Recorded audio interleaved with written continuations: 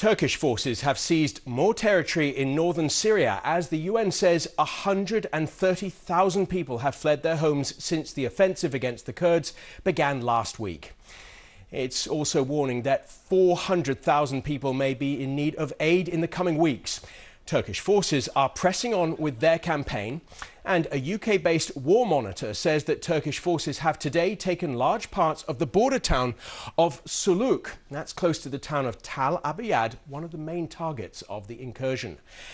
That town has come under fresh attack by Turkish forces today, with reports of artillery shelling in outlying districts.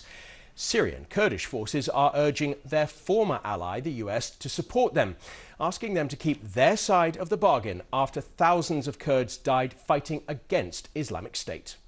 Our allies guaranteed us protection, but they abandoned us without warning and decided unjustly to withdraw their troops from the Turkish border. We call on our allies to fulfill their moral obligations.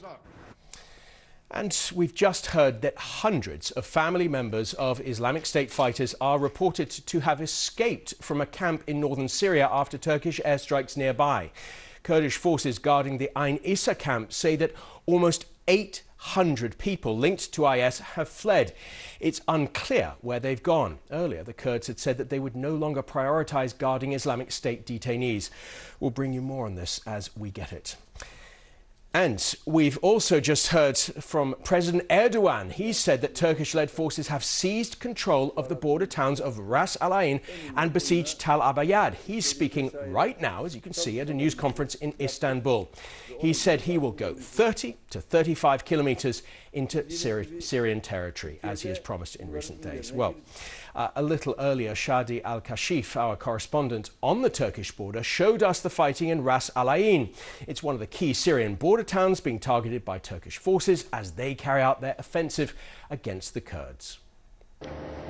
I will try even by camera to go inside Ras Al Ain, and this city is one of the biggest city in the Kurdish area and the Syrian side.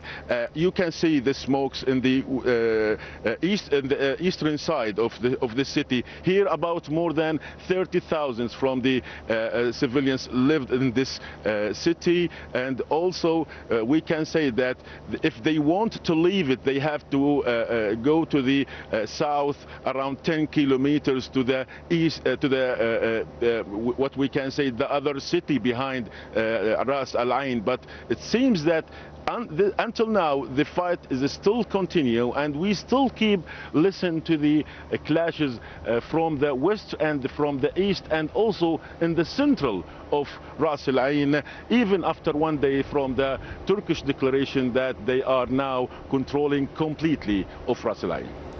Well, that's the view from the Turkey-Syria border. I just want to remind you more in the breaking news we brought you a few moments ago. Nearly 800 people linked to Islamic State are reported to have escaped from a camp in northern Syria. It follows an escape from a different jail earlier this week amid warnings from Kurdish-led security forces that detainees could escape jail, as they said they would no longer make guarding them a priority. Our correspondent Alim Makbul has more.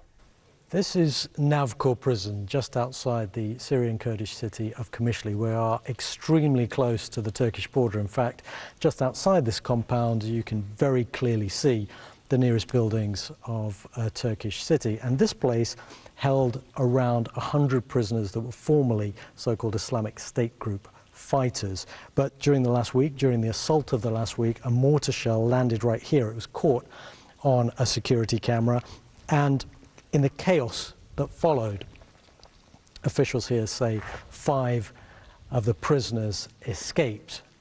Across this region, there are tens of thousands of former Islamic State group fighters, male and female, who are being held in prisons and in camps. The people from here who are held here have now been evacuated and put in other prisons that are already overwhelmed. And what officials here have been warning is that they already are struggling with resources to hold these people. With any further destabilization, many more Islamic State group former fighters could escape, regroup, and pose a danger not just to this region, but much further afield. Well, the BBC's Martin Patience is in Akçakale on the Turkey-Syria border. Martin, thanks for joining us. President Erdogan in recent minutes has been speaking in Istanbul, making claims about Turkish advances. What can you tell us from where you're standing? Well, just across the border from here, from me, is the key Syrian town of Tel Abyad, and according to the Turkish president, pro-Turkish forces have now secured that town. I think significantly here in the border it's quiet. What we've seen in the past few days is constant Turkish shelling into that town. For now, that has stopped, and that has been one of the key targets for the Turkish military. We also know that there's operations underway in several other towns along the border. One, for example, is about 70 kilometers from where I'm standing. The Turkish forces haven't secured that town, although many here believe it's only a matter of time. So this offensive is continuing, and according to the Turkish president, they are making real progress now. Very interesting, of course, you say it's a bit quieter there. And also, Martin, in the last few minutes, we've been bringing some breaking news about those reports that hundreds of people may have escaped a camp. I understand it might be very difficult for you where you're standing to confirm that, but how significant is that issue of those IS camps?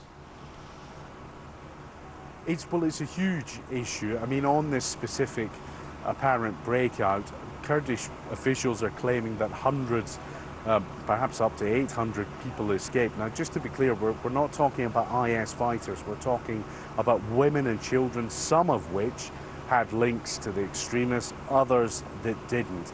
But according to Kurdish officials, there was a breakout earlier this morning.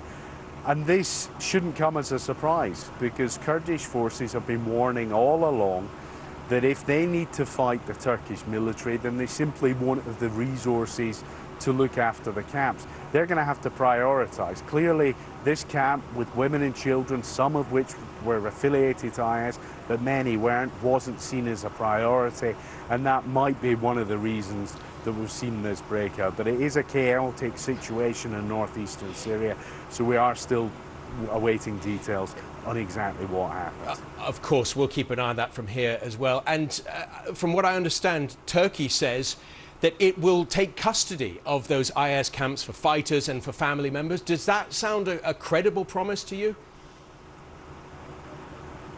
I think it's going to be a very difficult promise, because in order to have cooperation, Turkey needs to be speaking to the Kurds. The Kurds are the ones guarding these camps, and at the moment, Turkey is fighting Kurdish forces. So how you have any kind of handover, how that would work in northeastern Syria at the moment, I think is anybody's guess. There certainly hasn't been any details made in public, and I think it'd be incredibly difficult to pull off.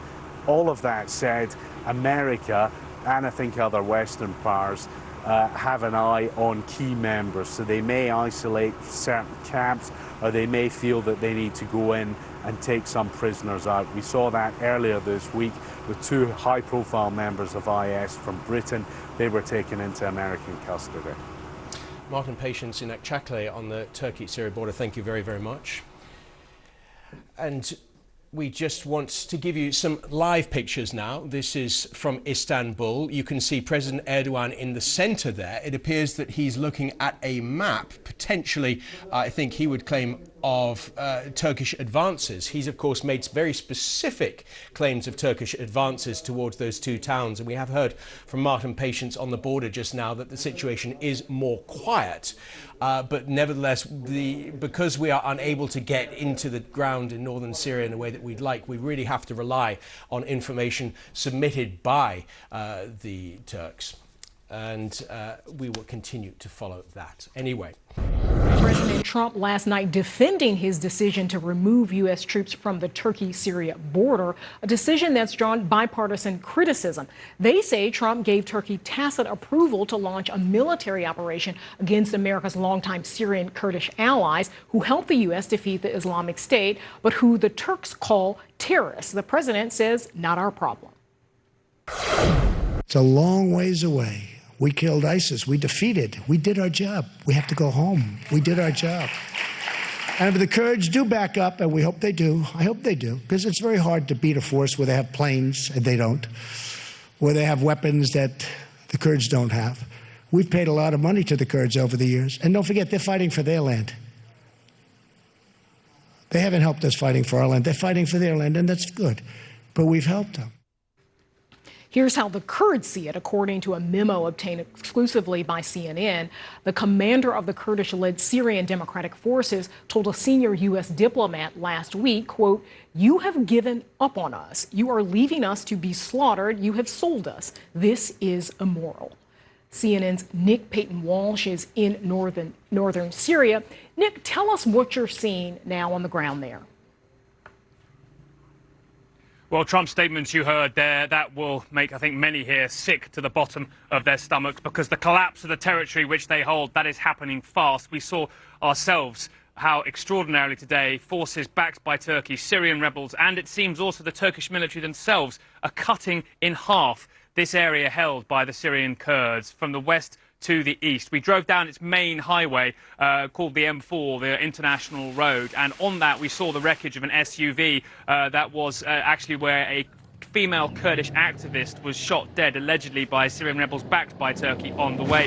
But as we got further down that road, there was panic, there was real fear, panic, because they'd heard gunfire. They didn't know what was ahead. Now, I understand from a US official that, in fact, down that road, Syrian rebels backed by Turkey had, in fact, come in and set up a checkpoint, cutting that road off, essentially meaning that Americans, if they want to travel from the outpost they have in Kobani, they can't use that road. It's the only real main road between east and west here at all.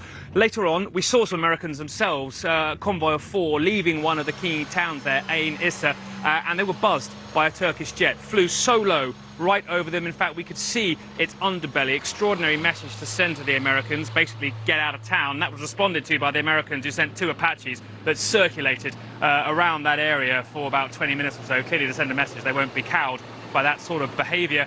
But we drove back down that road, and I have to say people in that area are terrified, because this is essentially the main highway that connects all the Syrian Kurdish-held territories, particularly the city of Kobani that was so heavily besieged. But on that main highway there is now, or there was when we saw them, Turkish armoured personnel carriers and a tank. About a dozen that we saw, but more coming out of the desert. Clearly they are there to harass or put pressure or even close entirely that main highway. That's an extraordinary move by the Turkish military here and the rebels that they back from Syria, because their ambitions are always supposed to be at most 18 miles into Syria to create a corridor. This is at least 30 down towards that road, and it really shows, I think, their disregard for American positions, what the understanding potentially was they had with the Americans, and I'm startled, frankly, by how wide the scope of their ambition seems to be, and their use of Syrian rebels of questionable origin to carry out their moves for them. Back to you. And Nick, are the Kurds telling you that they feel abandoned by America? Worse than that, they actually blame America for this. Some of them do. Not all of them. They understand that Donald Trump sometimes is a little bit more coquettish than his military planners would think. But one man at that checkpoint, well, before that checkpoint, said to me, "May God end America." Have you seen, is this what you wanted to come and see? They feel America's abandoned them, and this is why this is happening. This is the only reason this is happening, because America kept the peace before. Now Donald Trump said he thought this was something that may happen and he'd get out of its way. Turkey rolled right in with greater abandon, and it's startling to see those Syrian rebels who are backed by Turkey and doing a lot of the fighting, how really terrorising they are of so many of the ordinary civilians here. Nia? Nick Payton-Walsh, thank you so much for that extraordinary reporting. Chaos there, right? In some ways expected, given the president's decision to withdraw American forces. No regrets from this president. I'm sure he's watching this. We saw him yesterday stand before that crowd of values voters and defend this decision. Julie, what do you make of it? No regrets so far. We'll see as this plays out how the situation on the ground looks, from the president's perspective here. What's so interesting about this whole situation is that Trump just has a fundamental difference of opinion about the role of the United States around the world. Certainly there has been deep frustration among voters in both parties about long entanglements in the Middle East, about kind of endless war, which is this phrase he's tweeted about the this, president using. But ultimately, presidents of both parties have believed that the United States does have special responsibility because of our democracy, because of the strength of our military, and that that responsibility includes protecting vulnerable populations. And what this president did is essentially just pick up and go and opened up a vulnerable population to slaughter. That is the decision he made, regardless. And he's of what opened else he wants to himself cast up. it as. Yeah, and he's opened himself up to criticism from many Republicans and evangelicals as well. Who was Pat Robertson talking about the president? I am absolutely appalled that the United States is going to betray those democratic forces in northern Syria. The President of the United States is in danger of losing the mandate of heaven if he permits this to happen. Losing the mandate of heaven, that's big stuff, Joshie.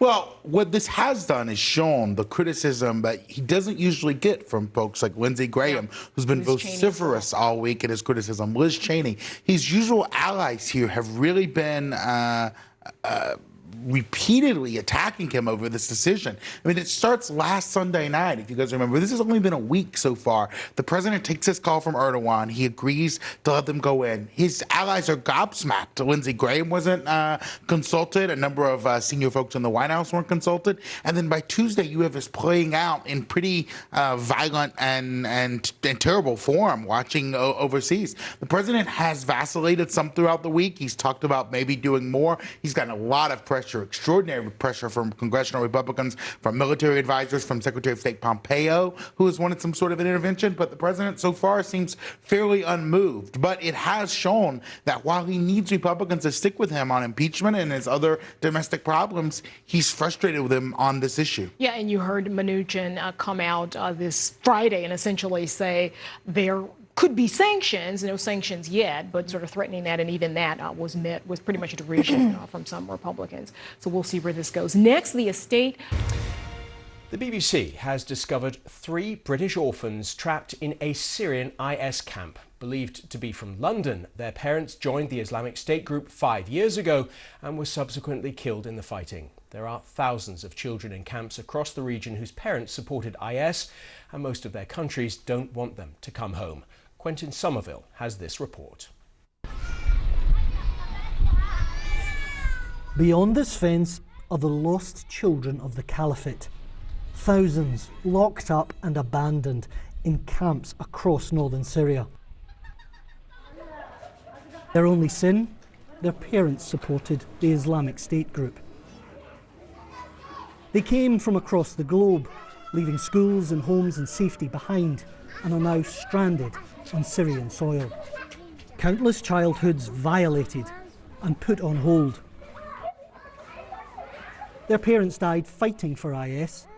This group are all orphans. It's here where we found Amira, a little girl who almost forgot who she was. This is her brother Hamza, and here her sister Hiba.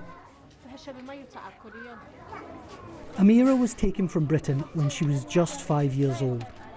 Now 10, she struggles to write in English. The words London, the UK, don't come easily. But the memories of the life that she had taken from her shine brightly.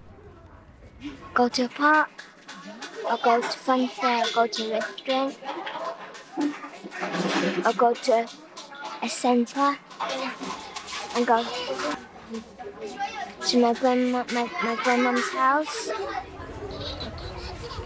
Her Kurdish guardian says Amira is British, but after the trauma of the last 5 years, she can't even remember her grandmother's name. This is no place for children. They need to be rescued. Many are sick or injured. Amira's sister Hiba is 8 years old. Her body bears the marks of an almost unimaginable horror. It's too upsetting for them to describe. The mental scars of the last days of the Caliphate in Baghouz run even deeper. When we were in Baghouz, we would live in tents. And there wasn't that much food. In the morning, they were bombing. They bombed one tent. So our dad told us to come out, quickly take our important stuff and come out before the tent's getting fire. Our tents are getting our tent catching fire. The onslaught in Baghouz saw hundreds die as coalition bombs set off IS weapons stores. The children cowered in shallow pits. Amira lost her mother and father in the onslaught, as well as 2 sisters and an older brother. We were going to pack our stuff and get up. It came an airplane then bombed. So then my mum died, my little brother, my sister. Then after that, it was all getting on fire. So we had just to walk out. And there's a little house and there's a big dust mountain. There's a big one, and behind it, that's everybody's dead. And in front of it, that's everyone that's not killed, it's other people's. And then after that, I saw my brother. He was walking up. He was running up because he knows my mum was dead there. But everything is fine. They're hitting him with bombs and Hamas and guns. Yeah, he just ran it and went down. And then when he was running, that little house broke and everything went fire, so he died. The children in this camp face another risk. There are many women here who still cling to IS ideology. When I go up, I want to get fruits from the tree. Amira wants to come home. She dreams, she says, of having her own garden. I like to get water lemon, or I like to get strawberries, I like to get cherry, I also like to get blueberries, and apple and orange, and banana. These children who've been through so much face a new threat. They aren't far from the Turkish front lines. The BBC has informed the government of Amira, Hamza and Hiba's plight. If their citizenship can be proved, they may be rescued. We haven't been able to find any of their relatives, but surely somewhere in London there's a grandmother waiting, not knowing if they're alive or dead. But what of the thousands of other children here, stranded in Syria? Who will give them sanctuary? For they too are victims of the Islamic State. Quentin Somerville, BBC News.